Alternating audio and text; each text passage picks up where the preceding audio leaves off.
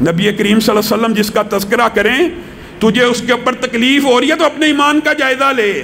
قرآن پاک دنیا کے، یہ بات بھی بڑی مشہور ہے، یہ بات بھی بڑی مشہور کر دی گئی ہے جی، قرآن پاک سے قرہ بیچارے امام مساجد کے، ظاہر ہے ان کا وہ امام مسجد ہیں، وہ بچوں کو قرآن پڑھاتے ہیں، اس کے بدلے میں ان کو وظیفہ دیا جاتا ہے، تنخواہ دی جاتی ہے۔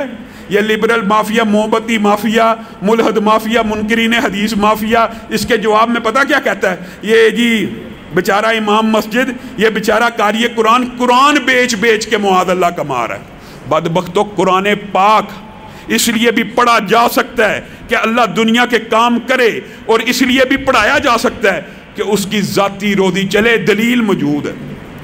نبی کریم صلی اللہ علیہ وسلم نے کہا آج آسمان سے ایسا فرشتہ نازل ہوا ہے جو آج سے پہلے زمین پہ نہیں اترا۔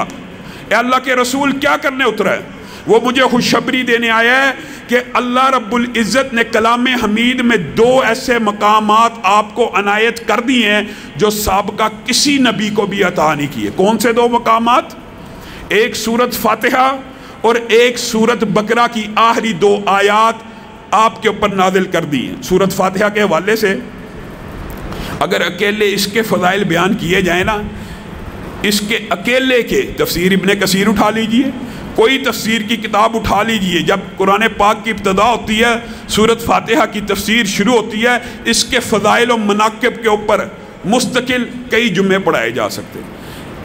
یہ ام الکتاب ہے، یہ فاتحہ ہے، ابتدا قرآن پاک کی اللہ رب العزت نے سورت سے کی ہے، لیکن ہم اپنے موضوع کے اوپر رہتے ہیں۔ ایک اس کے اندر تاثیر کیا ہے، نبی کریم صلی اللہ علیہ وسلم نے جو دلیل ہے وہ بھی یاد رکھیے اس کے بارے میں۔ یہ کہا یہ رقیہ ہے، یہ دم ہے، یہ ام الکتاب ہے، یہ سورۃ الشفاء ہے، یہ فاتحہ ہے، یہ بیماریاں دور کرنے والی۔ یہ صحابہ نے یہ حدیثیں سنی ہوئی تھی، حضرت سعید خدری کی حدیث بھی ہے اور ایک اور صحابی کی حدیث بھی ہے، یہ دونوں آپ کے سامنے واقع رکھتا ہوں۔ وہ ایک بستی میں گئے، وہاں پر انہوں نے چاہا کہ بستی کا جو سردار ہے ہماری میزبانی کرے۔ انہوں نے میزبانی نہیں کی، اسی اثناء میں اس کو سانپ نے کاٹ لیا۔ انہوں نے میزبانی تو کی نہیں تھی، اب وہ اصحاب رسول کے پاس آئے کہ کیا آپ میں سے سانپ کے کاٹے کا کوئی علاج جانتا ہے؟ ایک صحابی کھڑے ہوئے، کہا میں جانتا ہوں لیکن معاوضہ لوں گا، معاوضہ۔ آپ نے ہماری میزبانی نہیں کی، اگر میزبانی کی ہوتی تو میں بغیر معاوضہ آپ کو دم کر دیتا۔ کس چیز کا؟ کہنے لگے یہ بات تم چھوڑو، معاوضہ طے کرو۔ معاوضہ طے ہو گیا۔ اس صحابی نے اس سردار کو، آج وبا کے ایام ہیں، آج بیماریوں کے موسم ہیں، اس حدیث کے اوپر غور کیجئے۔ صحابہ بیان کرتے ہیں اس نے سورت فاتحہ کی تلاوت کرنا شروع کر دی، الحمدللہ رب العالمین الرحمن الرحیم پڑھنا شروع کر دیا۔ پڑھتا گیا، سانپ کا زہر کم ہونا شروع ہو گیا، اثرات ختم ہونا شروع ہو گئے، زخم مندمل سب کے سامنے شروع ہو گیا۔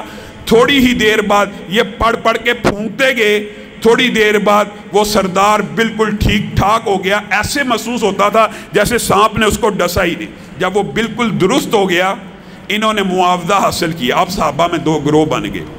ایک نے کہا اس وقت تک یہ مال نہ کھانا جب تک رسول اللہ سے پوچھ نہ لو، یہ صحابہ کی سنت۔ رسول اللہ صلی اللہ علیہ وسلم کے پاس آئے، رسول اللہ صلی اللہ علیہ وسلم نے کہا تمہیں کس نے بتایا تھا کہ یہ سورت فاتحہ میں شفا ہے؟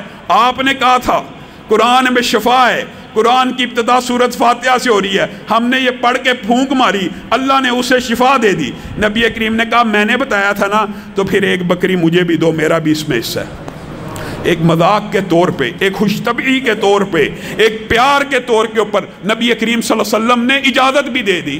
اب بتائیے وہ ملحد مافیا، وہ لبرل مافیا جو بیچارے قاریوں کی تنہاؤں کے اوپر اعتراض کرتے ہیں، جو آپ کو امامت کرواتے ہیں، آپ کو قرآن پڑھاتے ہیں، انہوں نے اگر آپ سے اپنے گھر میں گھر بار کا خرچہ چلانے کے لیے تنہا لے جاتے ہیں تو اس میں کسی بھی قسم کی حرج کی بات نہیں۔ دوسری حدیث، ایک دیوانہ اور مجنون ہے، اس کے اوپر بھی صحابی گئے، انہوں نے سورت فاتحہ کا دم کیا، انہوں نے بدلے میں 100 بکریاں عنایت کی۔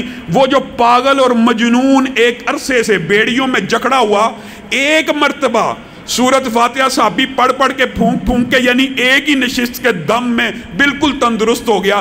سارا دیوانہ پن، سارا مجنون پن، سارا پاگل پن ایک ہی نشست میں ختم ہو گیا۔